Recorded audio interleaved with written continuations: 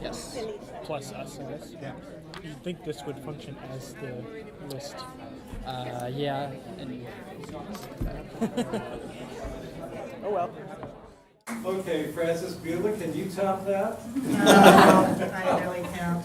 But I will remind everyone that probably the person who's going to have one of the biggest says in choosing the new planner, we don't know who that is, because very likely the city manager will be chosen first. And we don't know who that is, and that person will have a big say in who the planner is, more than anyone else. So just, a reminder about that. And one of the things, obviously, a lot of what Peter and Marguerite said are sort of what I've seen firsthand.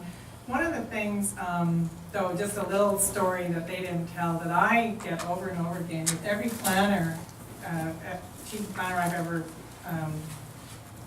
reported on, and we have lots of off-the-record talks. One of the parts of their job that a lot of people don't realize, and it's become apparent in some of the criticisms the last few years, but a huge part of their job is saying no to developers who come like, oh, I think I'll buy this industrial land, any chance of rezoning it? Oh, I think I'll buy this. And I've had them practically weeping on the phone to me saying, I feel like I can't get anything done. All I do is spend all day on the phone saying, no, you can't do that. Stop it. Because if the city appears to wobble in any way on some of those issues, it just creates massive land speculation. And it'll always be something different. One year for a couple of years, there was a run on hotels. Half the hotel owners in the city were phoning saying, how about if we convert it to condos? And another year it'll be, industrial land, or it's always changing. As with any capitalist system, they're looking at where they can buy cheap and sell high and, make a profit. So developers are always looking at all of the possibilities in the city and then phoning up the planning department to say, well, how about if we did this? And I've heard people criticize the chief planner, or the planning department or council saying, oh, well, you approve everything that comes through, you're just patsies. They don't realize that what comes to council is what's already made it through quite a testing process in the planning department. Hopefully, if that goes awry. Anyway, I just wanted to remind people that there are 4 different masters that the head planner has to serve. One is the public, and there is not a unified public. There's a certain part of the public that is, if I don't get my own way on every issue, then you are a terrible, undemocratic person. And then there's a different public that is, just tell us what the rules of engagement are. Tell us what you're going to do with our input so that we know the limits of what we're able to, how we're able to modify things. And as Peter said, there is a public that doesn't come out to meetings. It doesn't scream and yell and doesn't wait around for 3 nights to present their opinions at public hearings. And it's very difficult to know what their true opinions are. And I know that the planning department has struggled with how do we really find out what the opinion is. They used to do surveys in the neighborhood, and then that got hijacked by very energetic resident groups who would make sure that their group got in the maximum number of surveys. So then it became unrepresentative. So the public, council, who want the head planner to achieve their objectives, and sometimes extremely aggressive agenda, but also don't want them to get council in trouble. So somehow they're supposed to push forward a really aggressive agenda, but somehow appease all the community groups who don't like it, and make sure that council never looks bad or comes across as not listening. Then you have the developers, and they're not a unified group.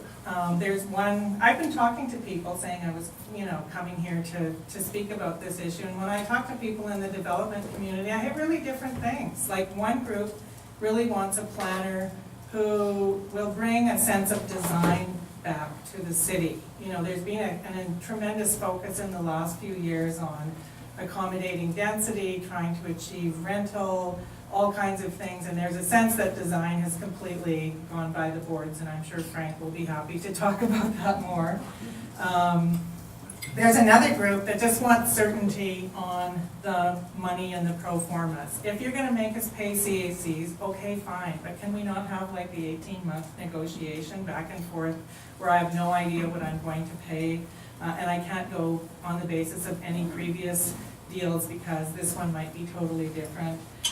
The smaller developers feel like they get totally ignored in the city because so much attention is paid to the big mega developments because those ones deliver, you know, huge CAC dollars and so on. And then finally, there's another group that we don't think about, but that's the people inside City Hall, like the people who work in the planning department and the other departments. And if you have a planner who doesn't inspire confidence and agreement with inside City Hall, they can't take things very far. And there's a certain amount of disarray that clogs up the works.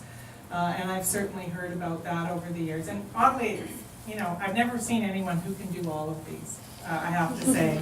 You know, there are some planners who they're, you know, their staff love them and the public hates them, or vice versa. So I think, just to finish up, I think some big issues that the new planner is going to have to address is, do we really need a comprehensive new city plan? Or do we just need someone who can articulate in a coherent way over and over again what is going on?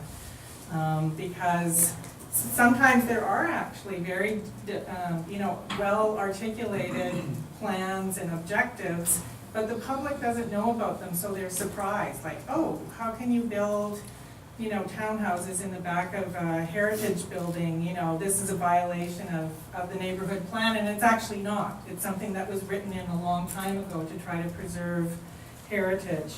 And I do think one of the challenges is going to be trying to figure out how you can communicate authentically with the public, but in a way that people don't feel like, if I just yell the loudest, then I must be the person, our group is the one that should be listened to. And there needs to be, you know, some new ways, some innovative ways tried of talking to people, trying to solicit the opinions of those who don't come out to meetings, and so on. And yeah, finally this person has to be a saint and also achieve world peace.